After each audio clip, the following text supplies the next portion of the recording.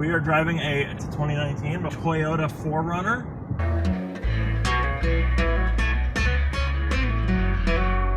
This from the same dealership, that's Car Shop in Hatfield.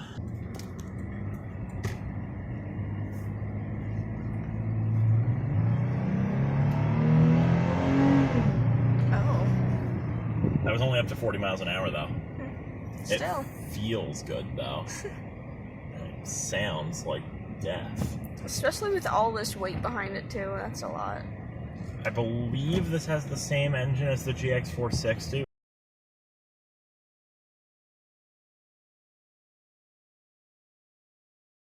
Which is a 4.6 liter, I want to say V6. I could be horribly wrong on that, so I'll check that in post. But whatever engine it is, it sounds nice. It revs right. Red line in this is supposed to be 6,000, but we're getting to 5,000, and then it's just quitting on me.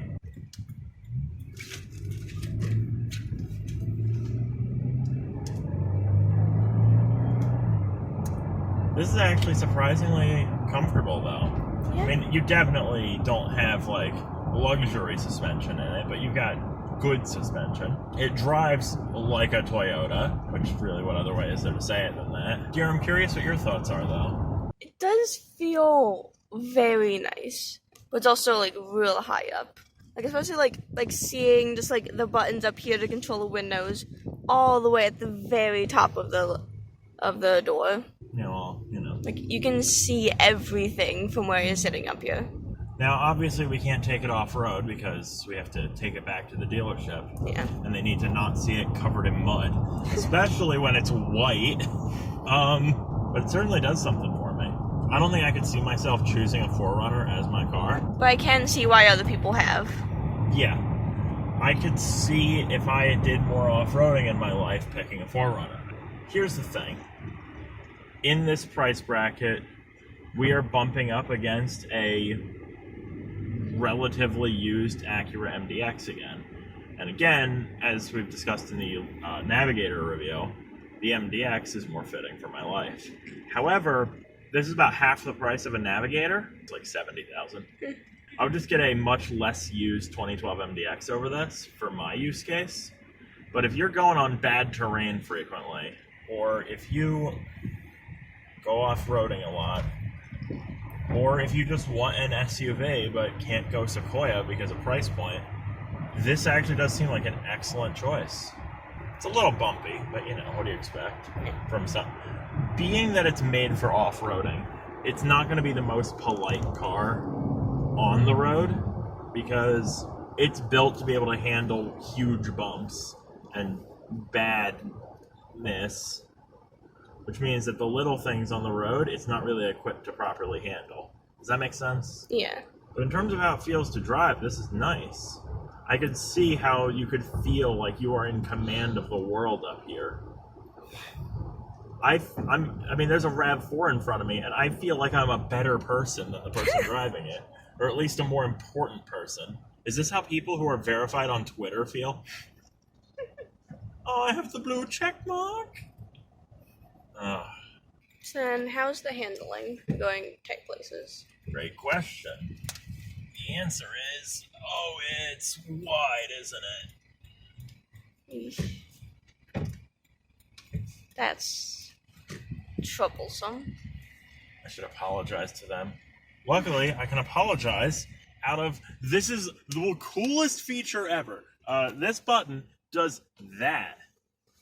Sorry about that, y'all. Oh, let's go. That is a cool thing. I love that. The Sequoia had that too. Power rear window is a great option. Yeah, if you had a family, you need an SUV, and your family has tall people in it, but you can't go Sequoia, this is a solid option. If you go off-roading or camping or anything, solid option. I don't know what the tow rating on this is, but I imagine it's probably pretty decent, so it would be a good choice if you need a tower, assuming that I'm right about that. There are a lot of cars I'd take over it, but that's because I don't need all those things. So, for example, I would rather own, say, a Lincoln Town Car than this. And I know that's such a non-reasonable comparison, but yeah, I'd take this below the Town Car, but above things like the Pontiac G8. Maybe below the Genesis G80, though. I don't know between this and the Stinger that we also drove at this location. I'm actually not sure. I mean, I know you would probably rather have this. Yeah. But which one would you rather drive? Maybe the Stinger. Yeah. If only just because this is so tall and wide that it can be intimidating. I mean, it's smaller than the Sequoia. Yeah. By a lot. Yes, I do understand how one could be intimidated. Anyway. Oh, also, as we're returning here, I want to point out that in this dealership, there's a huge lot, if you want to pan over to the huge lot. Behind all of the trees. Yeah, but then as we roll up on our left, we see this single Hyundai in the timeout spot. I don't know what misbehavior it did that it has to be in timeout, but here we are. Thank you very much for watching.